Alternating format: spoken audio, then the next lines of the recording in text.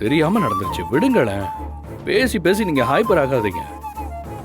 அதே மாதிரி ஹாஸ்பிட்டல் செலவெல்லாம் நான் பாத்துக்கிறேன். அதெல்லாம் வேண்டாம் சார், அதெல்லாம் நாங்க பாத்துக்கிறோம். திரும்பவும் உங்க பையனால எந்த தொந்தரவும் வராம பாத்துக்கங்க, அதுவே போதும். அதை நான் பாத்துக்கிறேங்க. இருந்தாலும் என் மன திருப்திக்காக நானே பில் எவ்வளவு ஆச்சுன்னு கேட்டு கட்டிட்டுங்களா? அதான் வேண்டான்னு சொல்றோம்ல, அதெல்லாம் நாங்க பாத்துக்கிறோம். நீங்க கிளம்புங்க. இல்லங்க, நான் சொல்ல சார், வர்றது. அதான் சொல்றேன்ல, கிளம்புங்க.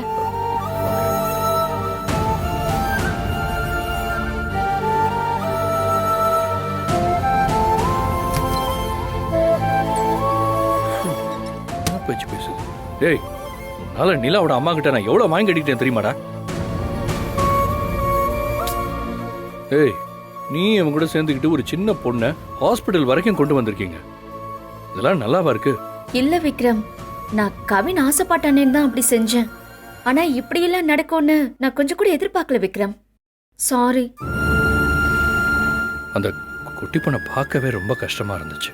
டேய் கவேன், இதுக்கப்புறம் இப்படி எல்லாம் பண்ண மாட்டேன்ப்பா.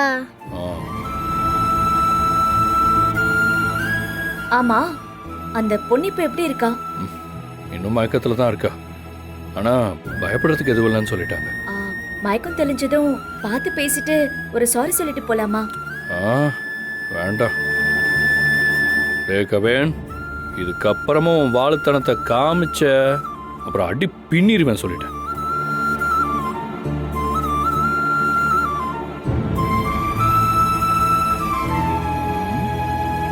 என்னடா பெர்ஃபார்மன்ஸா? இல்லப்பா, ஓஎஃப். ஓஎஃபா? Original feelings. நீ வா, உனக்கு வீட்டில் ஃபீலிங்ஸ் காட்டுறேன்.